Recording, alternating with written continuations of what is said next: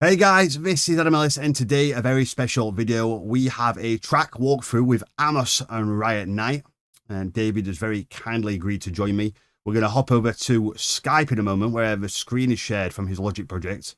The audio is being streamed straight into the system, and yeah, we're just going to learn a bit about David, his background, how long he's been producing, a couple of questions, and then we're going to listen to the track. I'm not going to get to play the full track. You can listen to that after.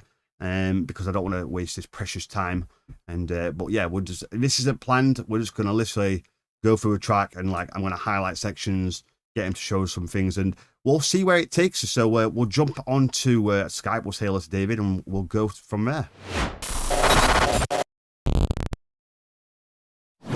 Hi David, nice to see you. Just before we start, I'm going to turn one of my lights off because it is extremely bright. And cool, that's fine. There you go. So that makes my life a lot easier. So yeah, nice to have you on the channel, mate. How have you been lately? What have you been up to? Hey man, no problem. Thanks for having me. To be honest, over the summer, I played at Luminosity and I was working on relentlessly on new material for that. So to be fair, I have had a little bit of a break from production, but I've just been starting to get back into it recently, after about 3 months out, and I'm starting to really enjoy it all again. And it feels great to be writing new material, but I'm really excited to show everyone how this one came about, because this one's a bit of a special one as well. This is the one that made me really want to contact you, because when I heard it and I was like, wow, what a sick track. And I think it was at the gym. I mean, I Googled it, I Shazammed it or whatever, or I didn't Shazam it because I was at the gym. I like to Shazam things. But no, what I did was I found this set when I got home, and yeah, to my surprise, or not to my surprise, because you're an incredible producer, to my happiness, it was you. I was like, no way. I was like, I need to get David on my channel, man, because I need to see how his track was made. And looking at it, it's so simple. That's one thing I'm doing. I'm trying to get back into production. And funnily enough, I actually said to someone earlier, I want to make a track in under 80 channels. All my tracks are like 120 to 150 channels. And I've been analysing a lot of music lately. And I'm finding that it's all about the music and good engineering. I'm going to put a lot less effort into having a million different channels and just good quality content, and all the fluffy bullshit extra, which I like doing for me personally, but I'm gonna get rid of all that. And it's really refreshing to see an incredible track signed to FSOE, and it's only 60 channels. That's insane.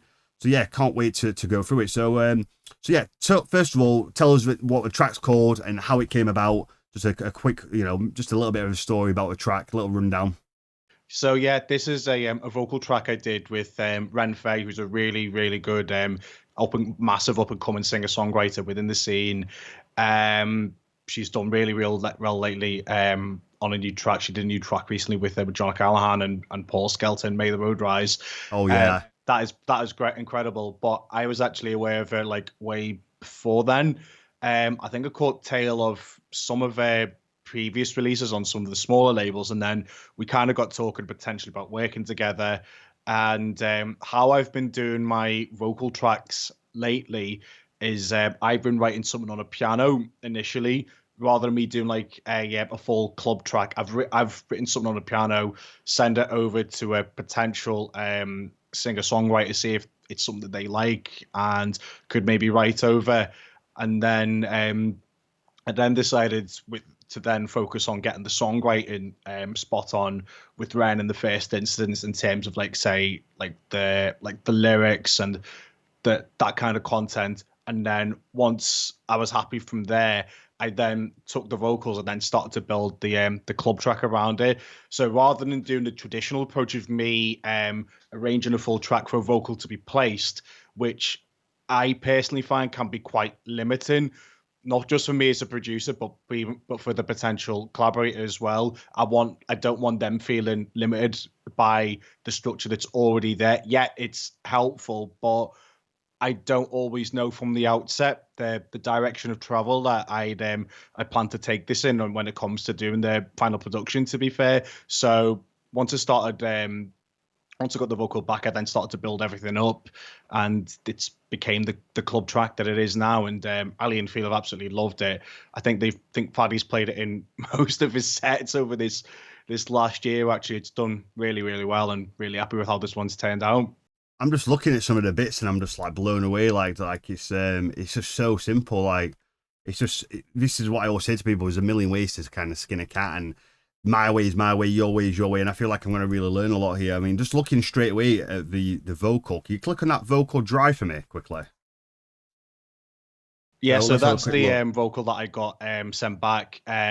Because what happened is when I first got the vocal, I got a couple of different takes sent from Ren. So then I did some basic editing in terms of like the timer, and then just picking some of the different takes and then comping it all together before then consolidating it, and then did a fair bit of processing afterwards as well. In terms of like any sort of EQs, compression, but I do that. But I did that after I consolidated the vocal, and once I was happy with how I wanted the dry vocal to sound, before then applying the processing afterwards. So just go to where the vocal starts, and because it looks like it starts around bar 49, is that right? So just do a quick loop at just do a loop bar 49 for like the first verse for us, if that's okay. Right, so the start of the vocal, so it comes in a few beats after bar 49, does it? Sorry, it's unfortunately I don't have control of the screen, guys. Well, no, I have control. Ideally, it'd be amazing if we could have shared a full screen, but this is the only way to do it, as far as I'm aware. So if you know a different way, but no, so I'm having to zoom in a little bit here. So the vocal starts there. Oh, I see, I get it. Right, so just do a loop of the first verse for us, if you don't mind. Okay. So it loops round. So when so how I arranged it was I had this little bit of drums here, then a little gap, start to filter everything out, and then just give a bit of space. You can see there's no percussion except for the kick and the bass. So I'll play from where what I was going to ask you to do is just solo the vocal, because I was really interested in the processing. Okay, so the processing. So this is how the vocal sounds now. Here we go. Just when I thought I wasn't strong enough to withstand the waves as they swept me off. Just when I tried to disappear, you reminded me I needed to stay here. Awesome. Awesome, that's that sound. Don't forget to mute your mic as well, just because any bleed might not go through. So yeah, so like in terms of that, it looks very different to mine. How I have my setup is I'll have a few vocal channels. I just have an EQ on the channel and maybe a delay, and I'll send it to a bus. And on the bus, I have like I'll have mag EQ for a reverb, and then I'll have like a vocal compressor or something like that. But I can't. Where's the reverb position in your track? You've got CLA vocal, so that. Sorry, apologies. One thing I missed out there is that I use one of the Waves plugins. It's a supercharger one that Giuseppe uses. You're using CLA, which is a Waves plugin, which is a great for vocals. So just kind of, I know people struggle with vocals, and so it's a good point. We're probably not going to be able to get through every single aspect of the track, guys. You know, we ain't got a lot of time. We might be able to do a part 2, actually. To be honest with you, we might have to split it up. But yeah, so I know that people struggle with vocals, and this is definitely a new way of doing it for me. So you've got the EQ. So the EQ, are you obviously just doing a little bit of a subtractive EQ just to remove? Yeah, that's right. As you can see, there's a bit of a cut there, and then any sort of like peaks that's really sort of resonant from the original dry sample. I would have like done that slight cut. Would you kind of agree that if you got rid of that peak, that little cut, you probably, I always think it doesn't really do that much in the grand scheme of things, you know, in the mix. Would you agree with that? I suppose it depends from track to track, really, to be fair. But in this case, because it was quite noticeable even without that, then I tell you what, let me bypass it then, and so you can see exactly what I mean. So I'll bypass absolutely everything, and you can see what I've done with the vocal itself. Just when I thought I wasn't strong enough. One sec. A lot of automation with the reverb as well. So there's certain phrases and words which are automated, like the dry wet on, using the sends over here. Wow, I've never done that before. Rather than using the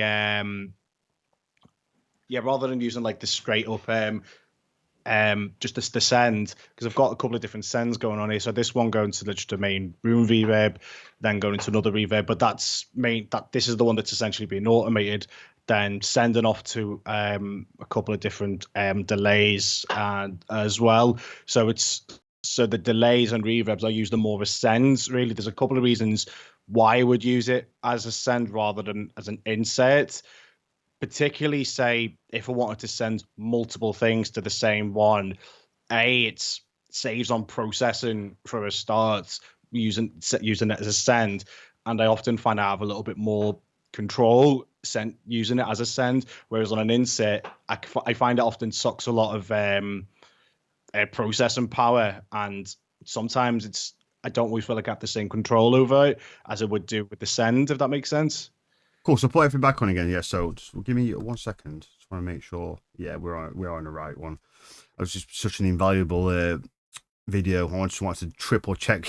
We had some technical issues before, guys. So just wanted to quickly check OBS and make sure I'm on the right screen. I've done that before. I recorded the wrong screen. But anyway, no. So that makes fantastic sense. So yeah, I don't do it like that. But again, there's no right or wrong, and that's fantastic. So you've got a second EQ on there. What's the second EQ doing? So you just find another peak. So did you add it on a second EQ because it was just easy to control rather than trying to dig out two sections of the frequency range? Yeah. On the same EQ. Yeah, I do sometimes sometimes I can do that, but sometimes I do it using both ways as well. I mean, to tell you the truth, I actually produced this track last year actually, but it only got released in March of this year. So since then, I'm trying to like consolidate everything in the processing, but that's what I would have done at the time as well. With that, and then one of my favorite, then after I've done this sort of EQ and you slight use of the gain tool to help with any of the peaks, especially when the vocal comes up in like the break, and then part of the drop as well to bring it out, and then did a bit of EQ, and this is one of my favorite compressors. Most would be familiar with for vocal processing, especially it's the UAD, the LA2A. So set it to a compression setting, and that's how I've got it set. It's literally just not much at all, but it's quite a drastic difference with this processing on. Really, I can't remember if it was just a preset I used out of it, but I know that a lot of major like pop records go into this kind of setup, usually like an LA2A or 11 and then an 1176. Afterwards as well, kind of almost went in parallel alongside each other, or rather in a series, as it were. So then after that, I then did just a slight compressionist, was using two SSLs actually. One was the native one. So say if I play it here, when the vocal comes in. Just when I thought I wasn't strong enough. David. So you can't talk when the music's playing, otherwise it won't come through. Oops. It's all right, yeah, it's all good, mate.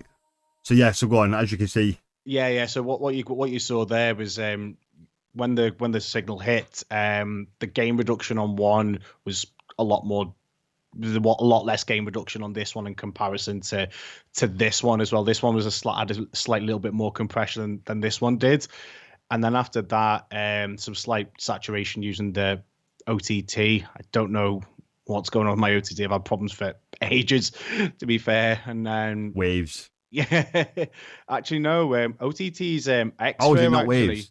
Yeah, I've heard about it before, but yeah. So it seems to me like I'm gonna be straight up. If a client sent me that, I'd literally like because I do it my way. My way is, I'm not saying it's right or wrong or better or worse. My way is a tad simpler, but it works for me. So if a client sent me that, I'd literally be like, no, you got way too much going on. But it kind of goes to show.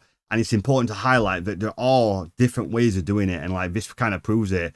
So yeah, just one thing. I know we talked about the audio levels before. I think it's actually quite loud now. So if you want to turn the limiter off, and it should be a bit more level to your vocal now.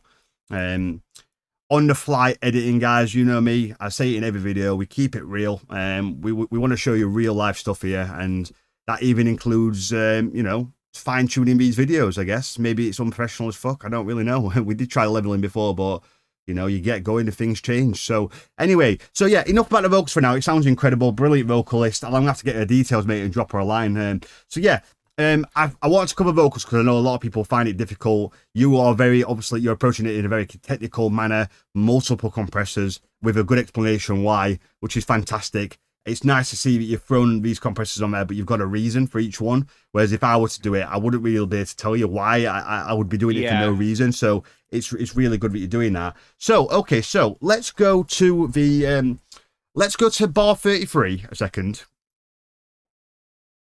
and looks like your percussion. Because we scroll up to your percussion. So yeah, all your percussion is playing, so lots of energy. So if you just do like an 8-bar loop on bar 33, let's go through the kick, and then kind of solo in a sub, and then do maybe the mids, and let's listen to those sections. And I'll probably get you to like, you know, do a kick, and then add the sub, then add the mids, and we'll maybe just dissect them all one by one. Have a look at the kick. I think this is going to be a 2-part, guys, because you know, it's fantastic, fantastic doing this, but you know, this is such a great opportunity for not only myself, but well, no, not only you, but myself. And yeah, I just feel like if Davey's up for doing a part 2, we're not going to get through it all realistically in an hour or whatever. So yeah, so if you want to play your kick and then like I said, put in your sub and then your mids, let it play for like maybe 4 bars at a time or something like that. Don't forget to mute your mic, you've already done it. Yeah, good man. Okay, so this is how we got did the kick and the bass as well. Actually, oh, hang on, something's gone up here. So this is the kick and the bass and the sub, all played all together.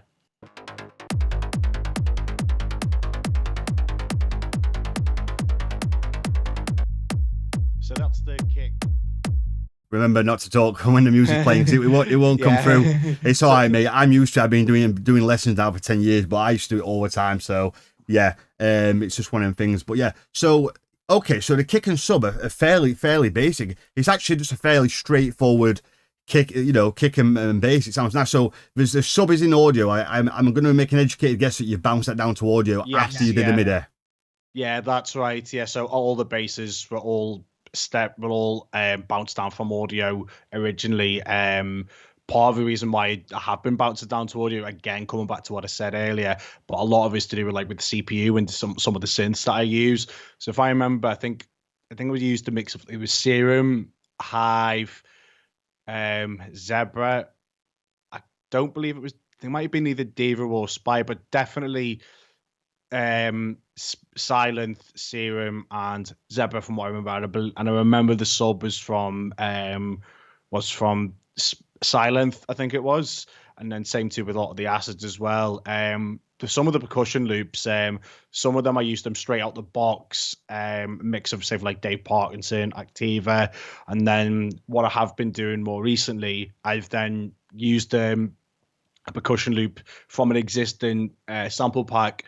I've then rearranged it to exactly how I want to hear it based on what's already there and see if I can get creative that way. And in some instances, I've just made a loop completely from the ground up using just solely one-shot hits. So it's definitely a bit of a mix of percussion. So I'll run through a couple of different loops and then let's do the bass first. So just quickly. So I used to do this, but it got very stressful because I would then need to go back to the synth. So every time you bounce something down to audio, are you saving a new version so you can go back and find that MIDI, or how are you doing that?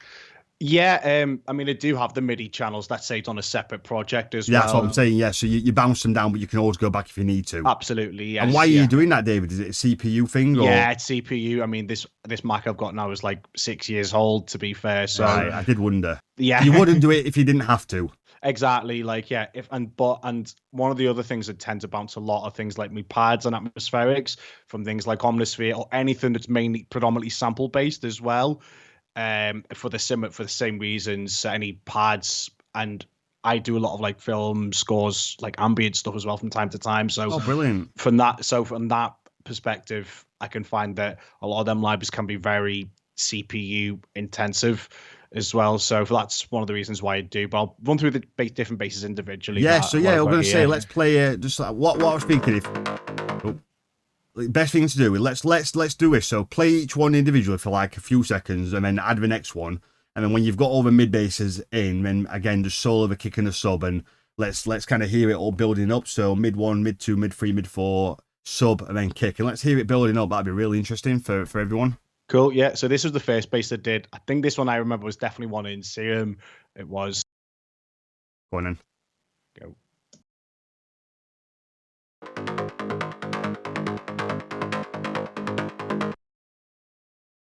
If you just add them together, I think. Oh no, yeah. I guess if you solo it, solo it first. So go one at a time, then. Yeah. Good idea. It's a good idea.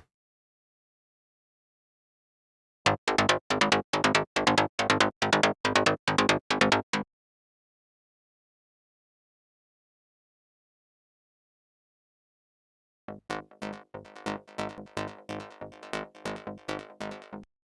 you've got a bit of a different rhythm there, which is nice. Do you know you keep going back using your mouse? You know, if you press space bar, does it not automatically go back to the start of the loop? Don't think so. No, not. Move it across the loop a second. I'm going to do a bit of a logic lesson here. No, sorry, no. Put the loop across. Put the loop back where it was. Yeah. Now move the marker across. Yeah. Now if you press enter. Press enter. Press enter now.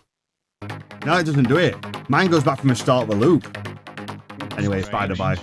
I thought I was going to try and save David some time there, but no. So far, what we've got is just some simple 16ths. I mean, what's nice to see is you've added a different rhythm, which is nice. Yeah. I get my clients to do that a lot, just to add a bit of depth and texture to the bass. Yeah, not only that, I think for me, I think this is a tip I picked up. I think it was off James Diamond years ago. Actually, he did one of a video years ago of one of his old projects on Armada, I think it was, and he did something similar when he had a couple of different bass grooves and rhythms. Then when he combined it all together, it sounded a lot more full. So if I play all these mids together, it essentially sounds like as one thing.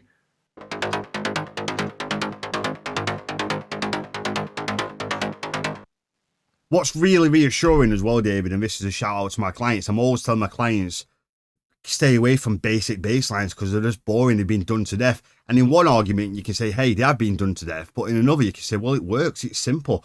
You know, this is one of my favourite tracks that I've heard in the last few years. And it's really nice to see fucking 60 channels, man. And the basses are simple.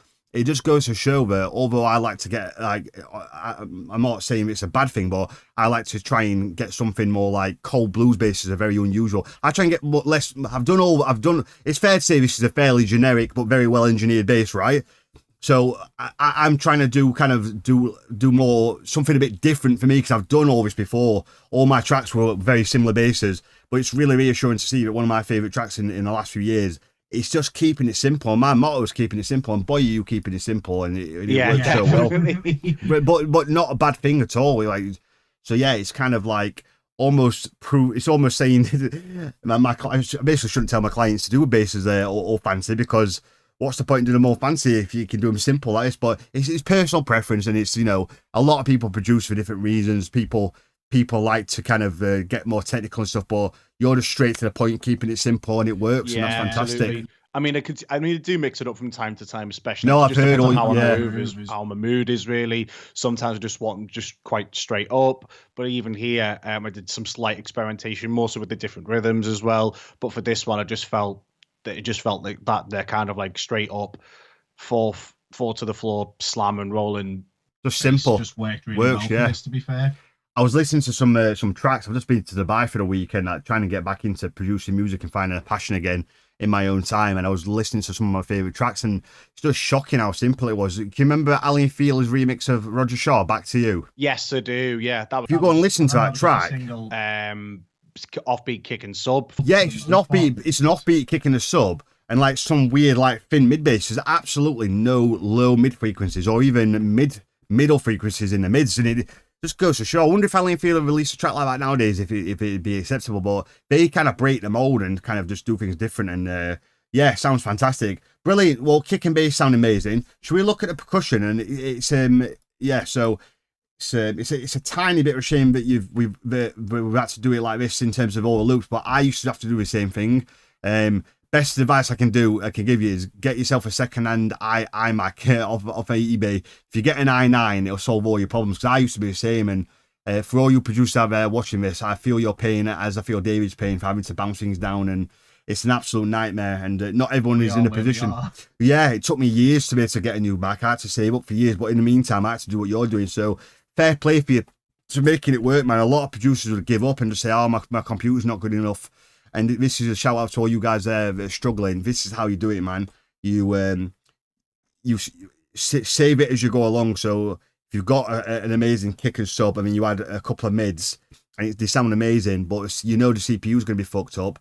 Just save a project, just save version 1, and then, you know, and then bounce it to audio. and then do a next couple of mids and then save a new project version 2 or save over it. That way you've always got the MIDI if you need to come back to it. So it's important to have that backup. The last thing you want to do is have a project full of audio and not have any MIDI to go back to. What happens if you sign a track but the label wants a small change to the leader and you're happy to make that change? You'd be absolutely buggered. So if you're going to do it like this, just make sure you've got the backups like David and myself used to do. But no, fantastic work, mate. Shall we have a look at the percussion? Do you want to kind of...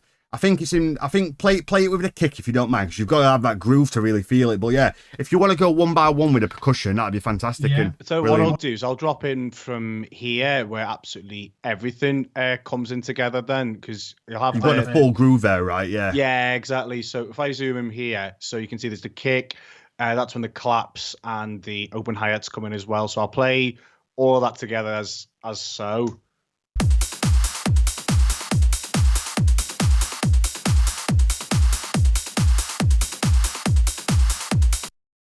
So yeah, I'm interested. You've got a lot of loops in there, so it's interesting to see how you're making them all work. So let's have, before you get going quickly. So was all the panning done pre-bouncing down? Yeah, in fact, I think most of the panning, the only time I really tend to pan percussion is more so if the loops are quite similar sounding as well. And in this case, a lot of them may have been done beforehand. Some of them maybe didn't need necessarily panning as such, but it really depends on sort of like how similar sounding the loops are. Because when I come to do my percussion loops, I don't always like to use, like, say, multiple of the same sort of either the sound or frequency. It's more the frequencies I'm thinking of. I remember someone did a video of this about 3-4 years ago, I think it was, and they said exactly the same. Like when they build their percussion, they're quite conscious of how why they use their certain loops to cover the different frequency ranges. So let's run through the let's do it. Yeah, just one at a time. This is the first one. Throw the kick in as well, bud. straight up close 16th hi-hat loop. This one, Just play it a bit longer a second, if you don't mind. I was just it sounds incredible.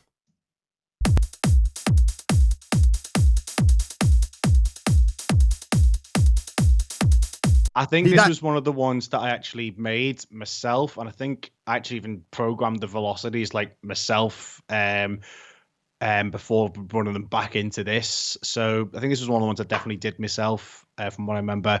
It sounds incredible, right? You said it was a straight 16th loop, but it sounds much more like creative. Do you want to just maybe just do a loop, say bar 41 to bar 45, and if you just let them all play over 4 bars, Okay. and then solo the next one, and then that way you can, because like straight away we listen to it.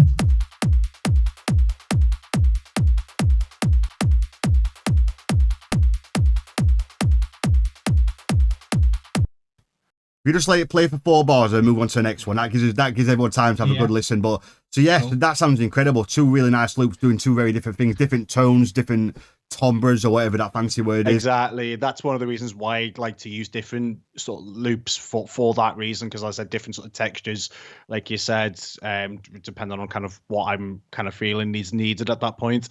So here's loop number.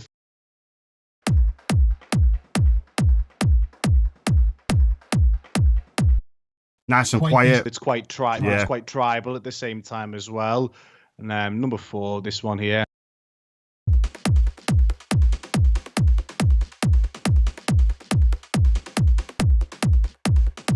Definitely a little bit more driving towards like the lower mids, and then the final one, which is this one.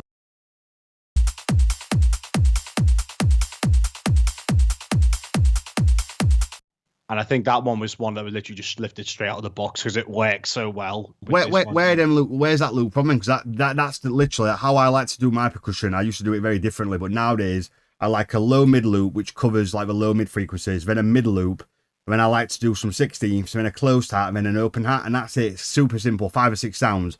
But I always find finding the loops very difficult. But so where is that loop from? Like, you remember what kind of pack that's from? I know a lot. If I remember right, I think it might have either been Dave Parton sort of Activa's one of the two. So just one of the basic ones, yeah. Yeah, I think, and as I said, some of the other ones I did, I used, I might have actually used one of the really old Vengeance loops from years ago. What I've been doing lately, and it's a tip I picked up off one of Activa's videos a few years ago. He would have got like an existing loop that's already there.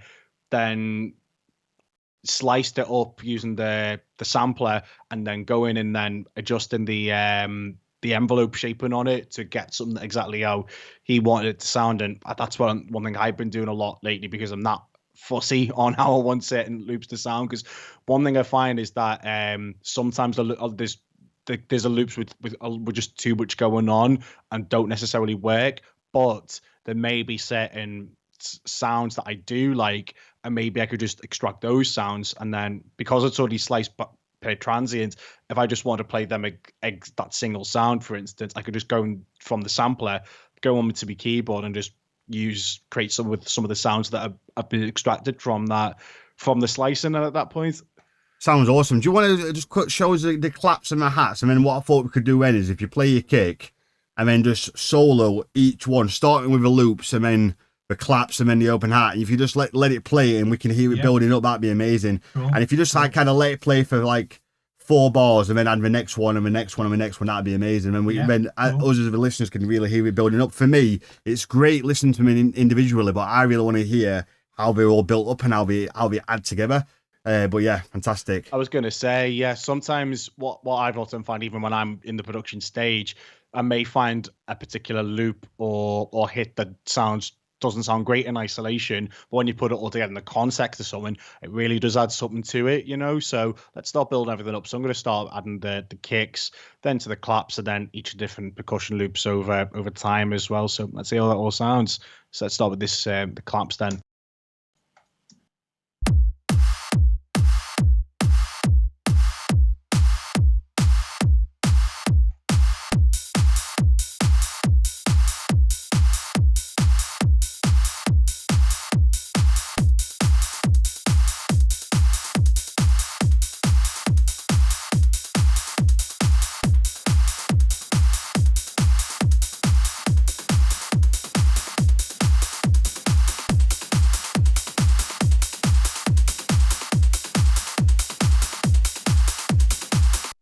You know what's crazy about that? When you was going through your loops, I think for 2 or 3 of them, I thought, wow, they're amazing. And there was 2 of them, I can't remember which 2 now, but there was 2 that were that quiet. I was like, surely they can't be doing anything. And literally, you'll see me smiling if you're watching this video back or if you're watching now at home.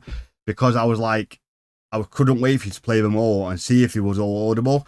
And every single one had something, like, and that's incredible. And it's just them fine details, isn't it? It's amazing. Yeah.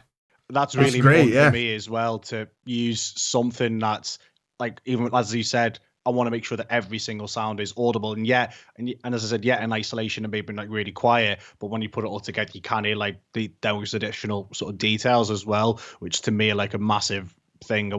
I'd say in the grand scheme of things, it just works so well, to be honest. Like, and because I'm like you, like I'm of the type where sometimes I find that a lot of, and I was definitely guilty of this in the past, would have gone a lot on the sounds just purely for the sake of doing so. And yet, as I start to take them away bit by bit, sometimes I think, did it really make that much of a difference overall? And 9 times out of 10 in the past would have been no. So I'm quite selective on the sounds that I use, and I make sure they're there for a specific purpose. And as you saw when I was going through them all, they made each added together really give that it's subtle, but it's added just a little something to it as well. Yeah, they're all fantastic. So so if you all right, can we hear the groove with the kick and the mids and the sub, and just like listen to that amazing groove and just see how that sounds, and then we'll move on to the acids, I think. And it's already been quite a while, so what we'll probably do is we'll probably we don't want to keep these too long, do we? We'll probably break it down into a few parts.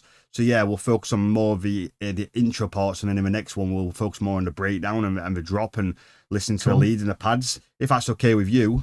So yeah, but yeah, I would love to hear the kind of a groove, and then so yeah, the kick, the percussion, and the mids and the sub and whatnot. Yeah, so this is how it all then sounds like all together, and it sounds really, really full at this point. So this is how everything all sounds together now.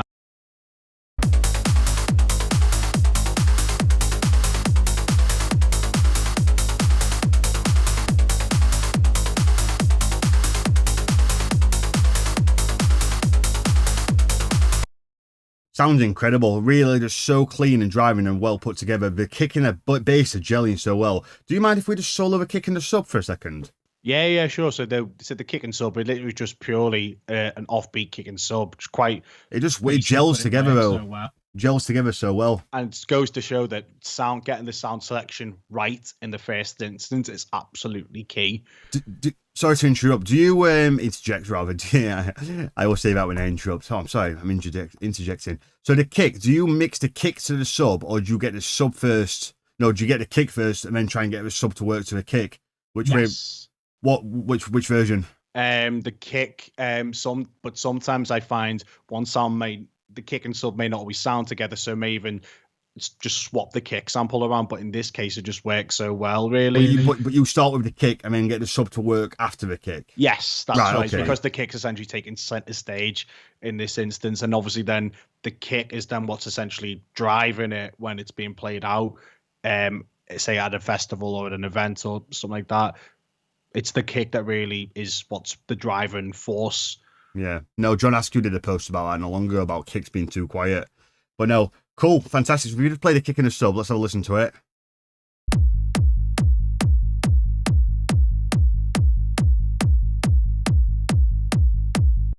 Nice, just simple. Yeah, simple. And it works. Works so well. Fantastic. So I think if we maybe go to the acids now, and if you talk us a bit about the acids and just kind of play one by one and then add them all together, and then maybe add the kick and the sub, and then maybe add the mids after, and like again build it all up. That'd be amazing to see. Yeah, so I think so. So there's had 3 different acids. This one, I think was I believe this one's just like a straight up 16th running acid.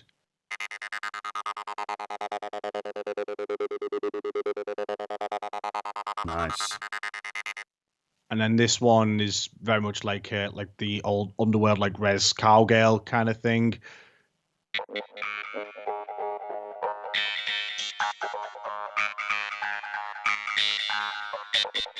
Where was that from, David? That was amazing. Is that from a synth or is that a sample? I think, yeah, it was a synth. I remember Sean Tyas did a video of it years ago on Massive, and I think I tried to recreate it either in Serum, it might have been. I can't remember, but it was, I always loved that Res Cowgirl kind of acid. I thought, okay, it'd be nice to maybe kind of try and implement some of those kind of sounds into this. You're gonna have to send me that channel if you don't mind, mate. That's Yeah, good. absolutely, I'd love to try and use that in a different kind of, and add my own kind of twist to it. Yeah. I'd love that though. Res Cowgirl.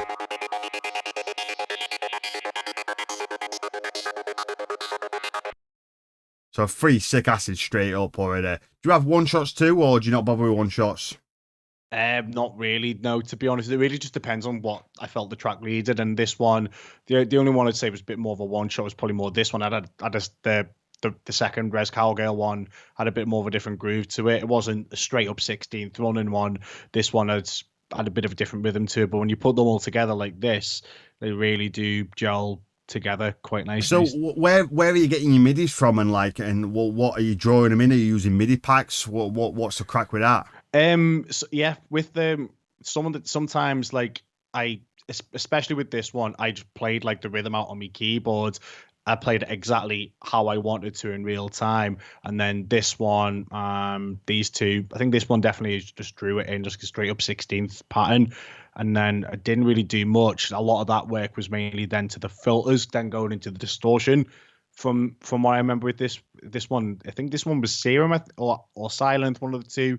But this one was just straight up 16ths, and so put them all together. You've got one more, I think. What was the DP Cool? Is that one not playing, or No, that was the Res Cowgirl one, like it was, yeah.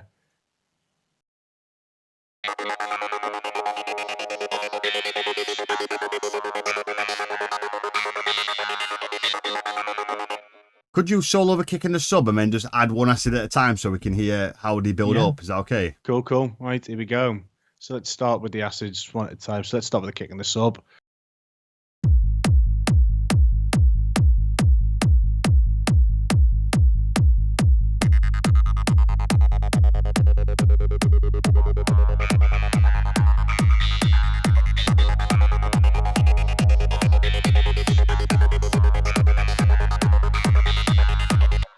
Amazing. So yeah, just goes to show, same principle as before. Every single sound does something.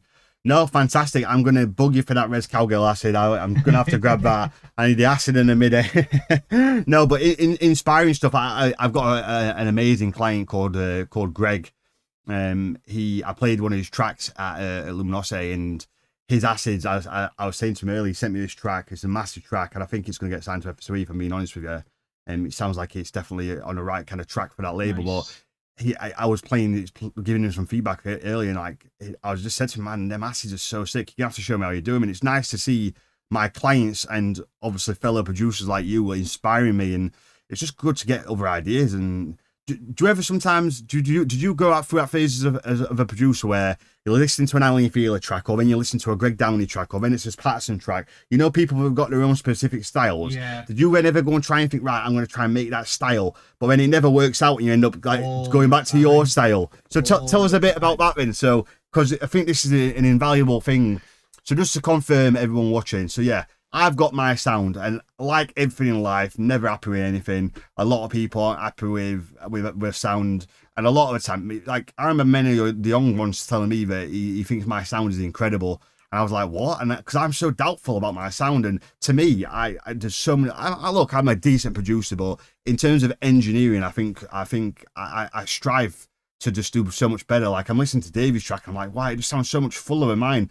And I don't know if that's in my head because it's me or whether it's reality, but a lot of times I would listen to other styles, like especially people who've got specific styles. Lossley's got a very specific style.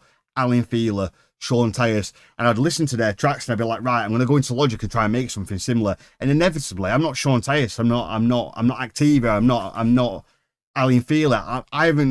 I haven't got their brain and their equipment and their PC and their speakers in their room, so I'm never going to be able to get it the same unless I'm literally trying to re-engineer their tracks, and I probably wouldn't be able to do it anyway. But it just goes to show that like you should don't try and be someone else like I wasted a lot of time doing, trying to learn from me. And maybe David could tell us a bit about that too. Yeah, no, definitely. I think I'd definitely say in the past, more so when I started out like years ago, I maybe tried to do tracks in this label or that. Nowadays, I just think just purely seeing what comes to mind without any specific target sound in mind. Sometimes it may end up sounding the way it does, and it's like a happy accident almost. I remember one of my tracks on Monster 7 years ago, Parallel Worlds. That melody I wrote kind of with the intention of almost like an older Sam Patterson, Will Atkinson sort of style, and that's the way that the production itself ended up going in that regard. And sometimes it was intentional, but sometimes lately I don't have a specific intent in mind to produce in maybe this style or that. It just whatever comes out of the end. I don't like to force it at all, and whatever the way it works out, then fine, really. But I don't always like going with the vision, because otherwise it's only limiting myself, really, at the end of the day. And yeah, I feel like if you're trying, and this isn't speaking for everyone. I'm sure there's some people out there, some incredible producers. Like I bet Giuseppe could literally choose a label and try and fit any. You know, he's that fucking good. Me, I know if I try to choose a label and try and choose a sound dedicated to that label, it just hold me back, man. Like for me, you just got a bit like David. You've got to just, for me, it's what works best for me is just sitting down.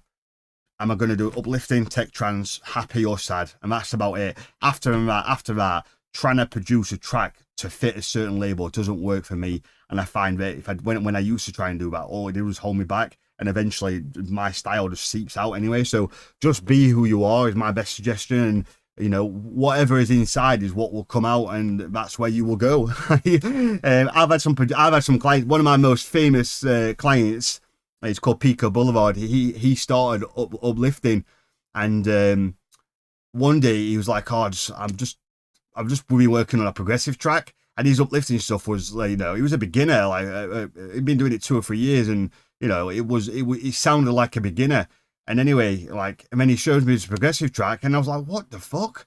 Like, this is good enough to get signed, pretty much. Anyway, we went back and forth for about 6 months, and he went and signed it to Pure Trance, and now he's a full-time progressive producer.